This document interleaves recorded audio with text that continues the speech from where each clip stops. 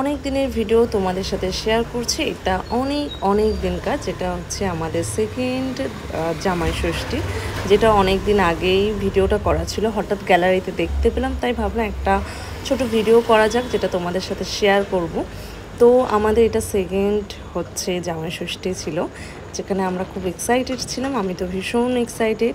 তো আমরা সেই দিন আমরা চলে গিয়েছিলাম বাইকে করে। তারপর জামাই ষষ্ঠী বলে কথা, সেখানে মিষ্টি না নিলে তো হয় না।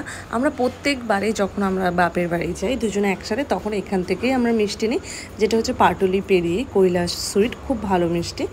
তারপরে যেতে যেতে ভাবলাম একটু আইসক্রিম নিয়ে যাক, যেখানটা আমরা খুব ভালোবাসি আইসক্রিম। তো আইসক্রিম নিয়ে গিয়েছিলাম। তারপরে যেতেই এত খাওয়া দাওয়া শুরু হয়ে গিয়েছিল, যেখানে সবাই অ্যারেঞ্জ করেছিল। তো আমি ভাবলাম একটু খাইয়ে দিই, যেখানে সবাই বলেছে, আমিও চেয়েছিলাম যে আমাকেও খাইয়ে দাও। তো এখানে পনির করা হয়েছিল, তার সাথে মিষ্টি ছিল, তার সাথে কাবলি ছোলা দিয়ে মাটনের ঘুগনি ছিল, অনেক রকমের আইটেম ছিল, যেটা এখন থেকে আরও বেশি আমার খেতে ইচ্ছা করছে। তো এইটা হচ্ছে আমাদের সকালে। তারপর হচ্ছে আমার মা নিজের হাতে দই বসিয়েছিল, মিষ্টি দই, যেটা তোমাদের সাথে দেখালাম, শেয়ার করলাম। খুব সুন্দর দইটা বসেছিল। এত কিছু আমার মা সকাল থেকে করছে শুধুমাত্র আমরা যাব বলে। মা তো ভীষণ খুশি যে আমরা যাবো, না প্রত্যেকটা বাড়িই যেটা হয়, প্রত্যেকটা মারাই খুব খুশি হয়।